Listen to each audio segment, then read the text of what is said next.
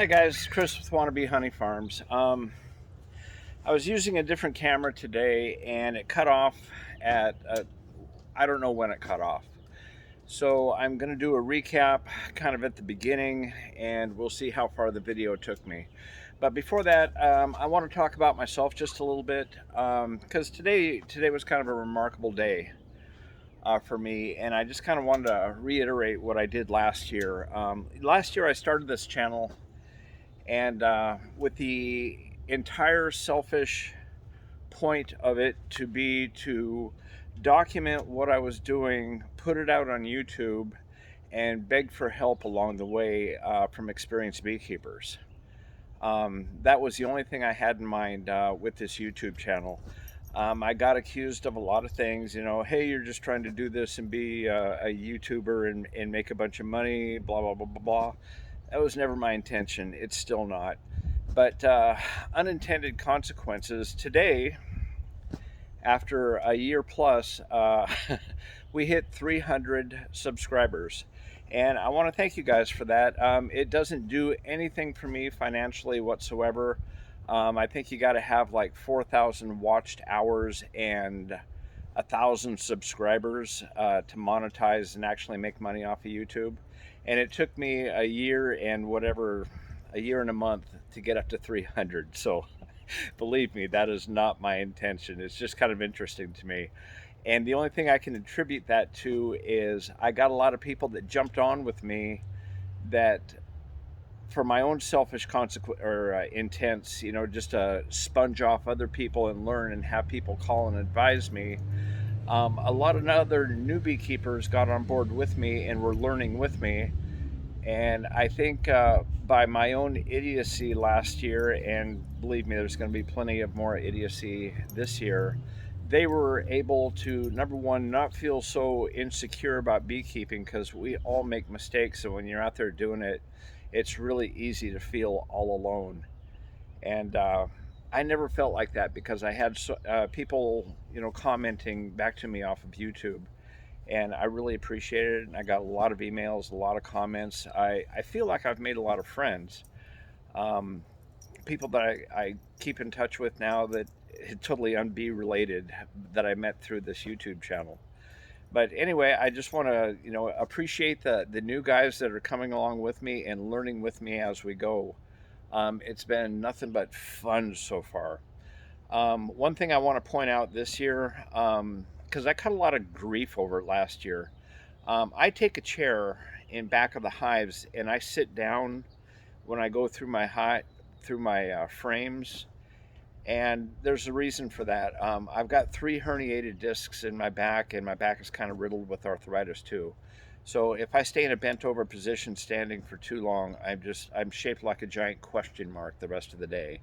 Anyway, that's the reason for my chair. I'm not being fat and lazy, although I am. But there is a reason for the chair, and it's just very uncomfortable. I've looked into horizontal hives a little bit, and to be honest with you, I haven't researched it real hard, but from what I've found so far, I'm having a lot of trouble just finding as to how to manage a horizontal hive. A lot of people show they set up, they show the bees in it, but mostly it's just setups and builds. But there's not a whole lot out there as far as managing a horizontal hive. And so if anybody could point me in a direction for that, I would appreciate it, because I'm thinking about maybe setting up a horizontal hive next year.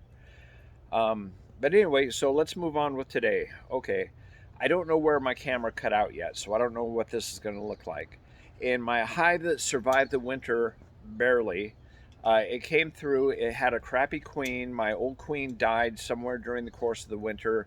They made this new queen off of probably the last remaining egg in the hive, but it was during winter, so she did not get a chance to go out and mate with any drones because there weren't any. All the drones were killed, dead, and gone by that time. So I came into spring with the virgin queen. She obviously wasn't laying anything. I thought maybe she'd start laying drones, but she wasn't even laying drones. There was nothing coming out of her.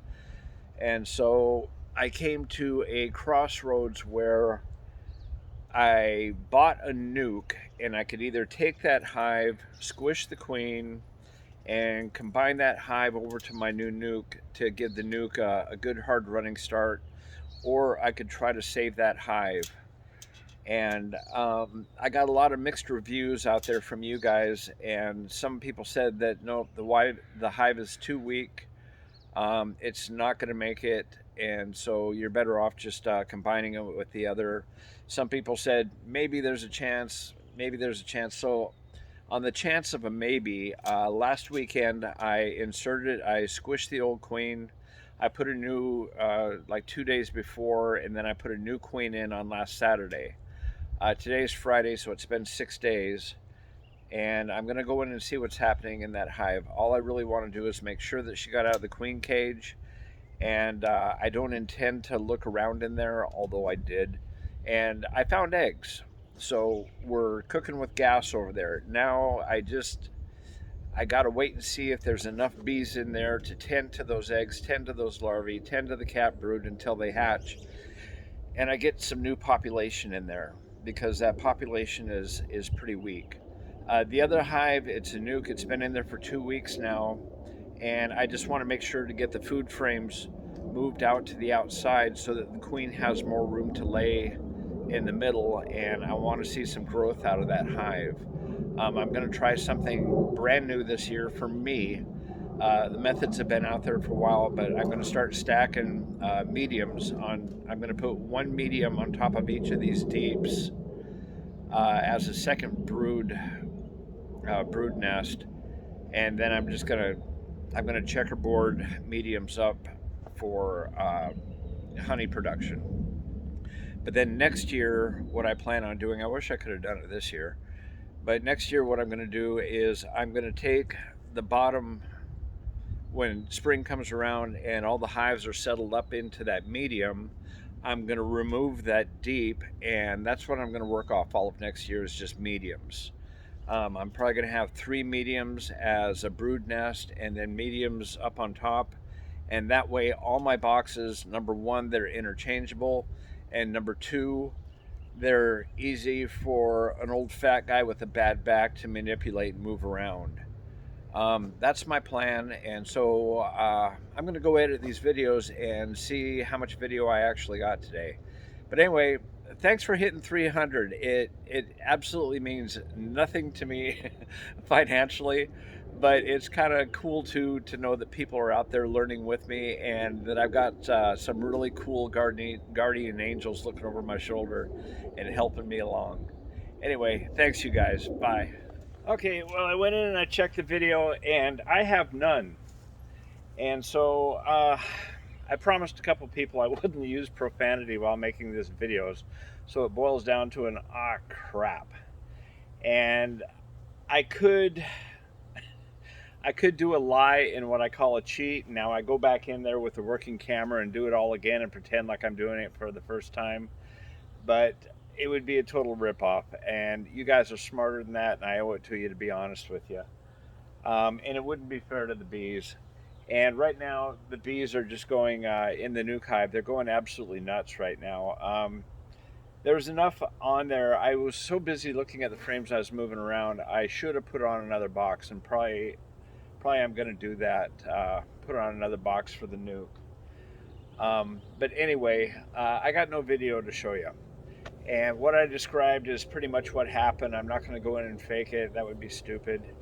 And then I'm going to put an extra box on. But thanks for watching. Bye.